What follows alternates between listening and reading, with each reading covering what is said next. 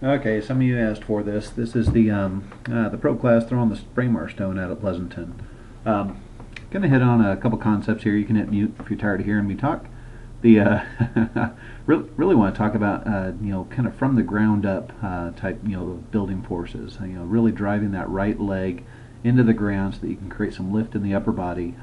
Keeping that upper body loose, held back over the right, and making sure it's linear drive up and over the hips rather than a rotational drive around your hips and around the throw. Here's Sean. Sean's actually does this really well. If you need a visual, you can see him just driving this up. Chest is up. Very explosive. Came out right over his his right hip going up over the left. If you watch Mike right here, he starts to become a little rotational right here from the initial movement. Even with the head ducking down, when you do that, you're just taking away from the throw. You feel like you're moving fast, but you're really, it's taken away from applying force right into that ball.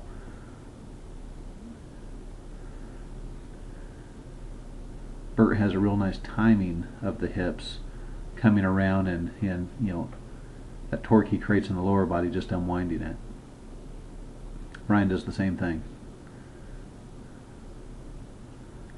The other concept I really want to hit on here is the how long you push against the stone. Harrison will actually shows it pretty well here. If you watch Harrison's throw, he's actually letting the ball come off his hands too early. You could see that he could clearly push this another foot before it comes off his fingers. It's already off there. He could have kept pushing it all the way out to his fingertips. And when you get those long pushes, we're able to accelerate right into the stone. It just goes that much further. To get those long pushes, though, you really need to, be in contact with the ground with your right leg. You really got to be driving all the way from the ground up. Watch Sean's throw here. You'll see how long he's able to push against this. So you could see that came off his fingertips after after his arm was already fully extended.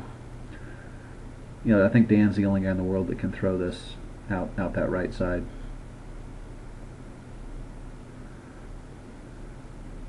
Again, this one here, I wouldn't try and copy this one too much. Sorry, Mike.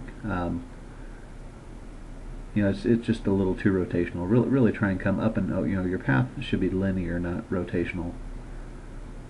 Eric gets a little bit of a short push against this, kind of like what we were talking about before. You can see it's already off his hand.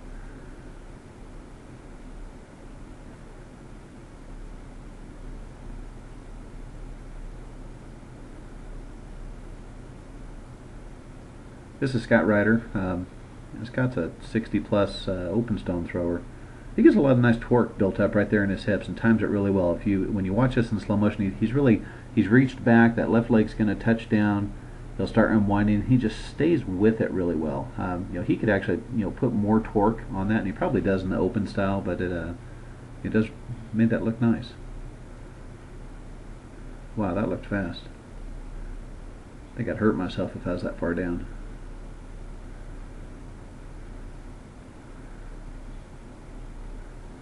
That was actually a really nice toss. Looked like it came out just a little early.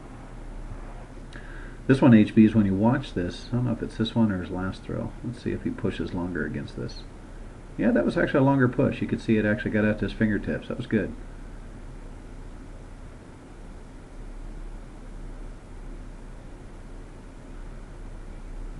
This just didn't look as long for Ryan. Usually you can really see him reach back, and it just seems to push forever.